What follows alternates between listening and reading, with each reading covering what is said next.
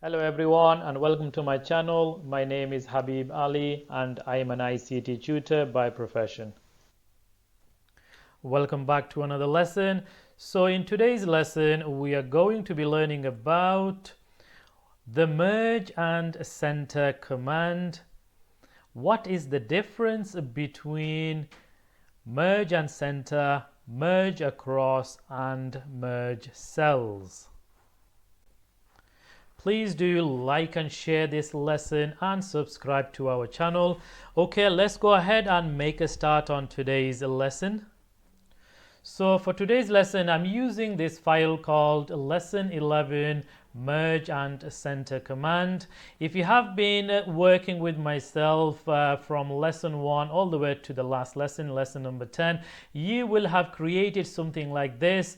If you haven't and you would like a copy of this file, then please do click on the link I have left for you in the description. This will take you to lesson 11 on my website and you can download this file. Let's go and check today's question. So the question is, merge and center the heading popular day trips in Marmaris, Turkey across the cell range A1 all the way to M1 and change it to a font and size of your choice. And the second part of the question is, what is the difference between merge and center, merge across and merge cells? This is actually an important part of today's question because a lot of people do to some degree understand how to merge and center. However, they do not touch these options, merging across and what does a merge cell option mean. So we will cover all of this today in today's lesson. So let's go and make a start. Now, if you have done the previous lesson, or like I said, from lesson 1 to lesson 10, you probably have noticed that I had in those lessons already merged this heading to make it look professional and, to be honest, as to what we are going to be learning today. So this is why I've made this heading a lot smaller and kept it almost inside cell A1. So as per the question, the first thing we are going to be doing is merging the contents of cell A1 all the way across to M1. Now the first thing you have to ask yourself is, what is a merge and center? What is the purpose of merge and center? Why do we need this? Well, let's say I wanted to put this heading in the center of the contents of this spreadsheet. Like we normally do with a heading, we tend to have it in the center at the top of any contents we have. So if I did manually want to put this heading in the center, this will actually be a bit of a task. For example, I may have to cut the contents of this cell and put it and paste it somewhere down here. However, this is not going to make it exactly in the center of the width of the spreadsheet, for example. So this is where merge and center comes in.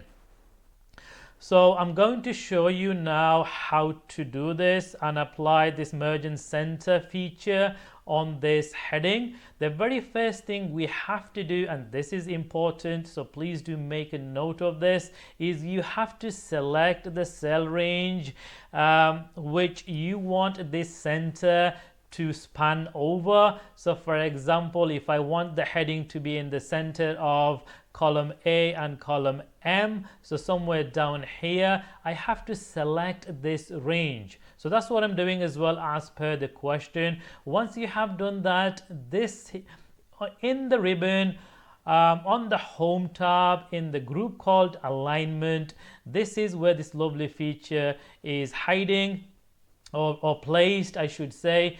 You simply click on this icon, or you can click on the arrow and you can see the other options which we are going to be discussing today as well. But the first thing we're going to do is click on this merge and center and let's see what happens.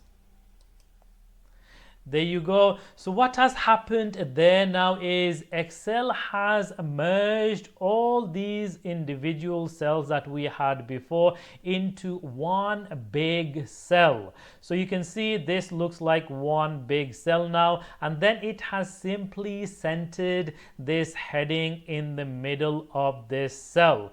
This is how we can precisely get it in the middle of the contents that we have on the spreadsheet. So this is a mergeacenter, to put it frankly. However, now I'm going to show you a few more options that we have under this merge and center. So for example, a merge across, merge cells, and on merge cells. To demonstrate and show you this, I'm going to scroll down, and there's a little section here that I have created for you. So the very first thing I'm going to be doing is applying this mergeacenter just like I have done now, and we are going to see how each one of these options behave as I demonstrate this to you. So the very first one, I want to mergeacenter. So what I'm going to do is highlight these three cells and then simply click on mergeacenter. So this is exactly what we did to our title today.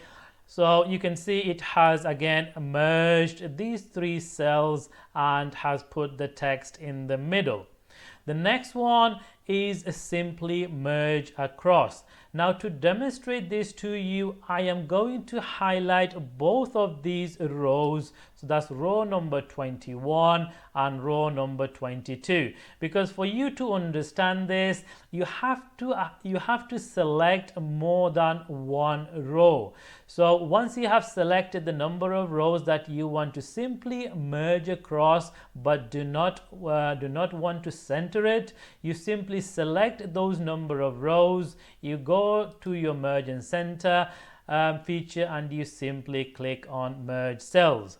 Now you can see in the little definition that Excel is giving us, it says merge selected cells in the same row into one large cell. So if I click on this, let's see what happens.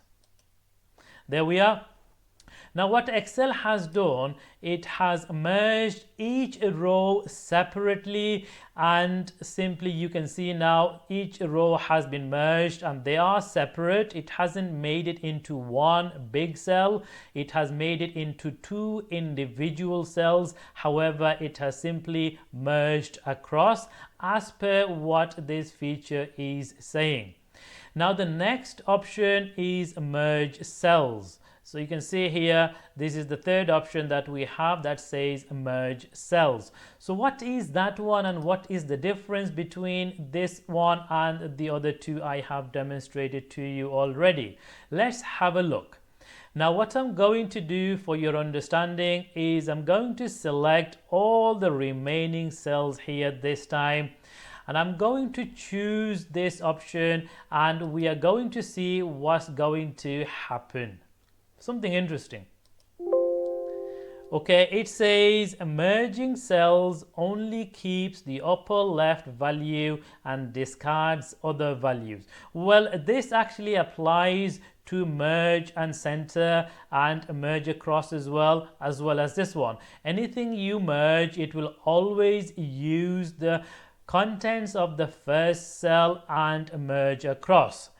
So if I was to click on OK, according to this, I am going to lose the rest of the information in row 24 all the way to row number 28 within this selected range of cells, because this contents here that says merge cells is going to take over and should merge every single cell that I have selected here and make it into one giant cell. Let's see what happens when I click on OK.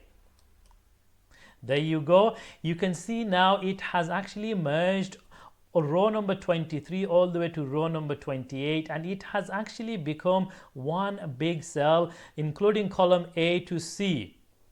Now the main difference between merge across and this one, as you can see, merge across kept the individual rows and simply merged each row separately. However, when you select the merge cells option, it is going to merge however many cells you select. Every single selected cells will then convert into one big cell.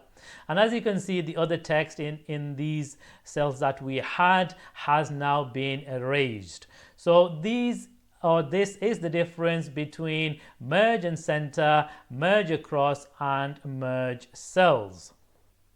So I hope you have understood now and are able to answer these two questions, or understand what merge and center is, and then understand the difference between these three different elements to it: merge and center, merge across, and merge cells. Now finally, just to finish this off, I want to make the heading into a larger size, so I'm just going to choose size 48, perhaps a little bit smaller, and fill it in like we did in previous lessons. I'm going to choose any random color. Feel free and you choose any color of your own choice. So this is the end of today's lesson. I hope you have enjoyed and now have fully understood the merge and center feature in Excel. So don't forget to like and share the lesson if you have enjoyed it, and subscribe to our channel. So until then, please do look after yourself, and I shall see you over in the next lesson. So goodbye for now.